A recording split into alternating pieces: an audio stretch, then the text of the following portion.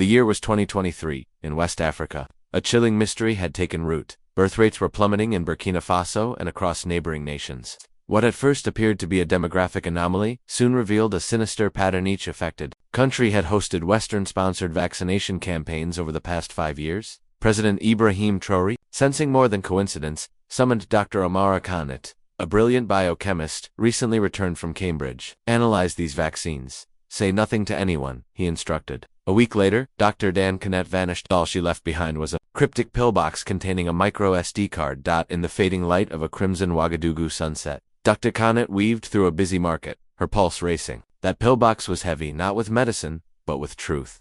She had noticed them 2 men trailing her, moving like tourists but scanning the crowd with unnatural focus. Western agents, no doubt. Her findings had threatened the wrong people. The compound NX7623 wasn't in any official database. Yet it was present in every vaccine batch she'd tested. It targeted reproductive proteins unique to West African genetic markers. Subtle and cumulative. Its effect, a 68% decline in fertility within 5 years of exposure. 3 million doses had already been distributed in Burkina Faso alone. A burner. Phone buzzed. Blue Cafe. 10 minutes. Speak to no one. She navigated dark alleys and hidden routes to shake surveillance. The Blue Cafe sat quietly on a corner, neither too busy nor too deserted. She ordered tea, eyes darting to the door. 2 reflections, to shadows. The sunset is beautiful today, a voice murmured behind her. Especially from the eastern hills, she replied. Captain Ouagadougou, Traoré's trusted security officer, sat down, eyes sharp. You have it? She slid the pillbox to him. The compound is real. It was engineered. And you? I'm burned. Nordex knows. Their agents are here. I have to vanish. 2 white men stepped into the cafe. She recognized the look. Cool. Assessing. She stood. Southwest exit, 3 blocks. A car waits. Walk. Don't run. She disappeared into the dusk. Meanwhile, Traoré sat at his palace office. The decrypted file opened before him. Molecular diagrams, genetic models, statistical breakdowns. Evidence was irrefutable. NX7623 was a pharmacologic weapon. It came cloaked in humanitarian aid, backed by the WHO and manufactured by Nordex Pharmaceuticals. The goal? Engineered infertility in populations sitting atop the richest untapped mineral reserves in the world. Ouagadougou entered. Dr. Khanat is safe, identity secured. 3 independent labs confirmed her findings.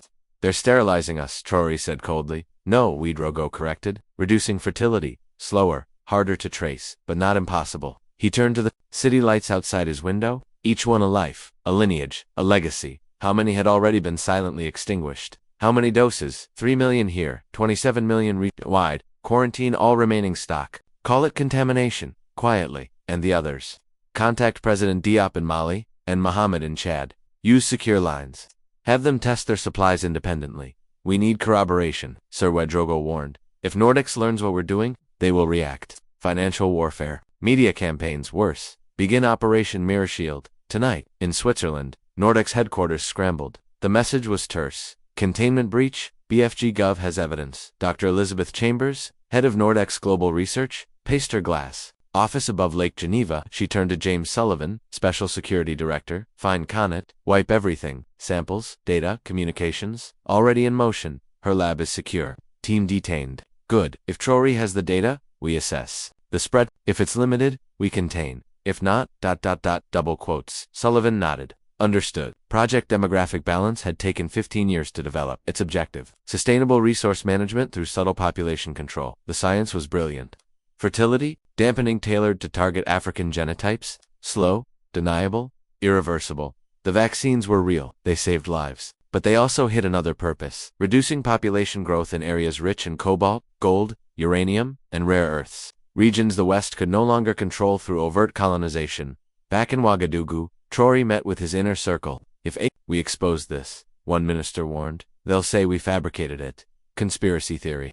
Then we don't just expose it, Traoré said. We bring evidence from 5, 10 nations, independent labs, leaked communications, recorded testimonies, and if they deny, distract, destroy, we reveal more. If I fall, make it public. Everything. He looked around the room, his voice steel. Africa will not be silently erased, not again. And so the storm began, not with soldiers or missiles, but with molecules and silence, with a doctor who refused to look away, with a president who dared to speak the unspeakable. The war for Africa's future was no longer fought on battlefields. It was in vials, in petri dishes, in DNA strands. But this time, Africa was awake and watching. Managed fertility reduction.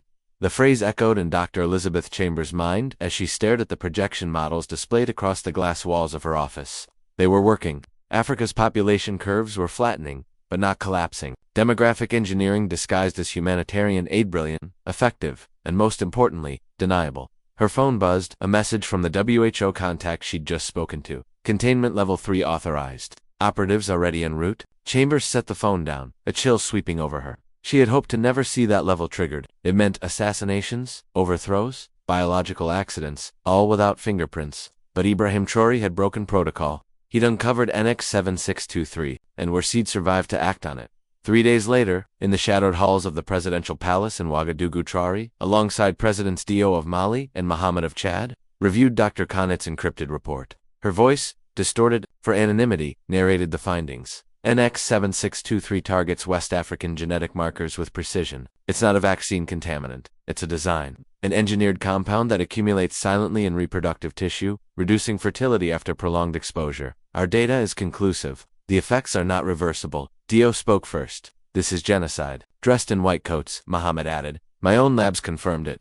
Our regions with the highest vaccine uptake show alarming drops in fertility rates. 18% in 2 years. Traoré's eyes never left the screen. They used our trust, our people, our children.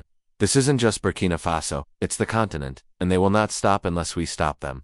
The plan was born that night. Operation Truth Vaccine. A continental response. Vaccine supplies were quarantined. Independent labs were mobilized. Social media teams activated. The findings were released globally. The African Union convened an emergency session. Traoré, flanked by Dio and Mohammed, presented the evidence. Scientific, verified, devastating.